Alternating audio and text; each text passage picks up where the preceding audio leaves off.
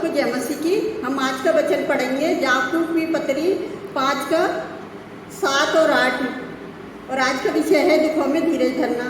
तो कोई इस वचन को पढ़ेगा। इसलिए हे भाइयों, प्रभु के आगमन तक धीरज धरो।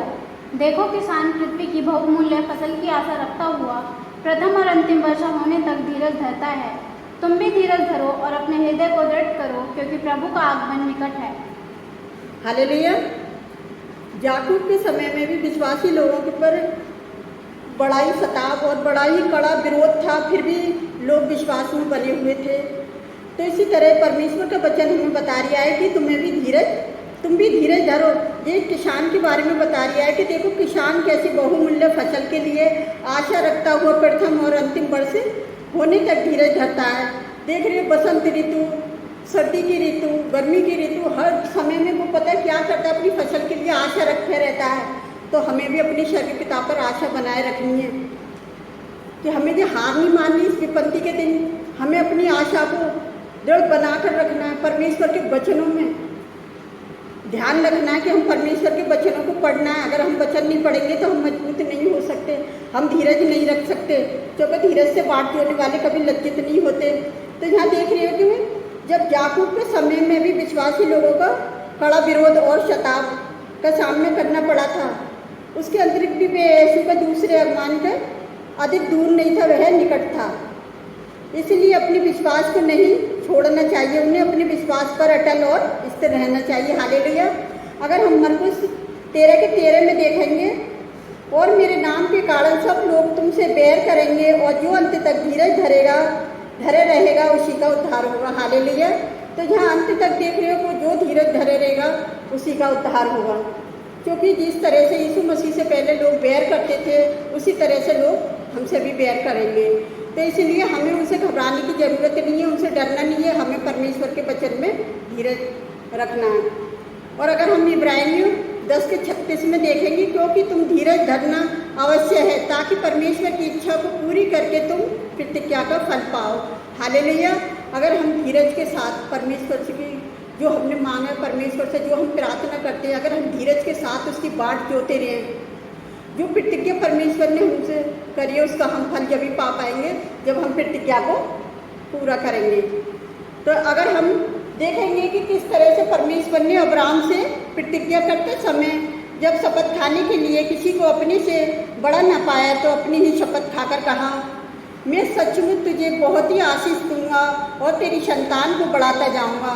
हालेलुया। तो देख रहे हो, जहाँ परमेश्वर ने किस तरह से अब्राहम से वाचा बांधी और अब्राहम के कामों को देखा, किस तरह से परमेश्वर ने उसे वादा कर दिया कि मैं बाली के किरणों के समान तुझे अनगिनती संतान दूंगा, और किस तरह से वाचा बांध लिया कि सचमुच मैं तुझे बहुत ही आशीष दूंगा और तेरी संतान को बढ़ाता जाऊंगा।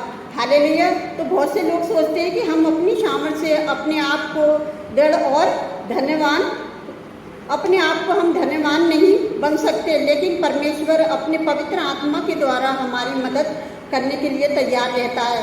धीरज पवित्र आत्मा का एक फल है।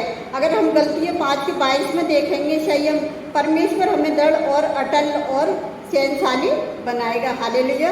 कई बार लोग सोचते हैं मैं अपनी ताकत से मैं एक शक्तिशाली बन जाऊँ, तो मेरे प्रियो ऐसा नहीं हो सकता।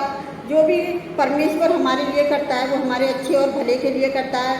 अगर हम पहला पतरस उसकी 5 के 10 में देखेंगे, तो अब परमेश्वर जो सारे अनुग्रह का दाता है, जिसे तुमने मसीह में अपने अनंत महिमा के लिए बुलाया है, तुम्हारी थोड़ी देर तक दुख उठाने के बाद आप ही तुम्हें सिद्ध और स्थिर और बलवंत करेगा। हालेलुया। तो देख रहे हो, परमेश्वर ये जो हमें सिद्ध और बलवंत करेगा।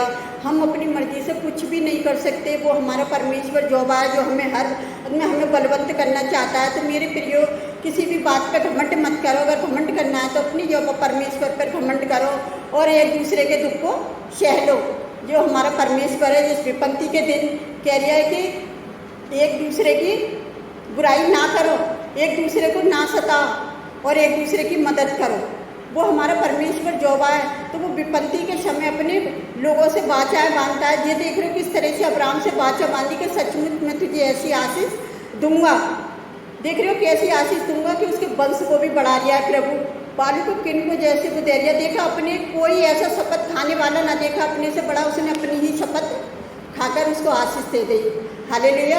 तो प्रभु को धन्यवाद करते हैं आज के सुंदर वचन के लिए। आइए हम आप सबके लिए प्रार्थना करते हैं। अगर यदि कोई बीमार है तो वो अपनी बीमारी पर हाथ रखे, हम उसके लिए प्रार्थना करेंगे। Hallelujah, hallelujah, hallelujah. धन्यवाद, धन्यवाद, धन्यवाद। राजाओं के राजा, प्रभुओं के प्रभु, आपका धन्यवाद करते हैं। आप तो स्तुति और महिमा के जो परमेश्वर है मेरे यहोवा परमेश्वर, किस तरह से आपने किसान का एक उदाहरण देकर पिता हमें बताया प्यारे यहोवा परमेश्वर की कैसे प्रथम और अंतिम वर्ष तक किसान धीरज रखे रहता है और उस फसल पर आशा रखता है प्यारे यहोवा परमेश्वर, किस तरह से उसे जोतता बोता है प्यारे यहोवा परमेश्वर, और किस तरह से प्यारे पिता परमेश्वर उस पर धीरज धरता है प्यारे पिता परमेश्वर। तो तेरे बच्चे जितने आपकी बाट जोते पिताजी, वो भी इसी तरह से अपनी शर्व पिता पर धीरज रखे और अपनी आशा बनाए रखे मेरे यहोवा परमेश्वर। और पिता जितनी विपत्ति के दिन लोग आपको पुकार रहे हैं प्यारे यहोवा परमेश्वर, एक दूसरे के लिए प्रार्थना करते हैं, तो पिता आप उनकी प्रार्थना को सुने और कबूल करें पिता। और मैं उन सब लोगों के लिए प्रार्थना करती हूँ जो हमें लाइक सब्सक्राइबर करते हैं प्यारे यहोवा परमेश्वर, जो हालेलुया आमीन बोलते हैं प्यारे यहोवा परमेश्वर, उन पर आपकी बड़ी आशीष हो जाए प्यारे यहोवा परमेश्वर की। तेरे लोग जो तेरी महिमा करते हैं कभी वो किसी बात से लज्जित ना हो प्यारे यहोवा परमेश्वर, आप उनकी सहायता मदद करें। यदि उनके घरों में कोई बीमार है तो वो आज यीशु नासरी के नाम से चंगा हो जाए पिताजी। यदि किसी के घर में कोई समस्या है तो वो समस्या आज यीशु नासरी के नाम से दूर हो जाए प्यारे यहोवा परमेश्वर। जितने लोग इस वचन को रिसीव करते हैं प्यारे यहोवा परमेश्वर, जितने लोग इस प्रार्थना को ग्रहण करते हैं कि मैं चंगा हो जाऊंगा, तो पिता आज और इसी वक्त इसके जीवन में हीलिंग हो जाए प्रभु यीशु नासरी के नाम से पिता। उनके घरों में आपकी ब्लेसिंग हो जाए प्यारे यहोवा परमेश्वर के हमारे साथ उनकी प्रार्थना करना व्यर्थ न जाए, एक आशीष बन जाए प्यारे यहोवा परमेश्वर। अपने स्वर्गदूतों के पैरे में रखना पिता, और आपके रूह का मशा उनके घरों में हो जाए प्यारे यहोवा परमेश्वर। इस विपत्ति के दिन उन्हें हर मुसीबत से बचा संभाल कर रखना मेरे यहोवा परमेश्वर। आपने हमारी छोटी सी प्रार्थना को सुना और कबूल किया है, आपका धन्यवाद करते हैं मेरे सेनाओं के यहोवा परमेश्वर। जितने लोगों ने हमारे साथ मिलकर प्रार्थना करी है, आपने सबकी प्रार्थना को सुना और कबूल किया है, उसके लिए भी आपका धन्यवाद करते हैं पिता। हम जो भी मांगते हैं यीशु मसीह के नाम से, आमीन।